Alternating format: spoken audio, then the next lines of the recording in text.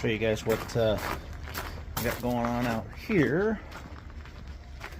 So there's my Bosch BOVB 36 HDN1 M18 mated to the BVA 24 WN1 M20 air handler.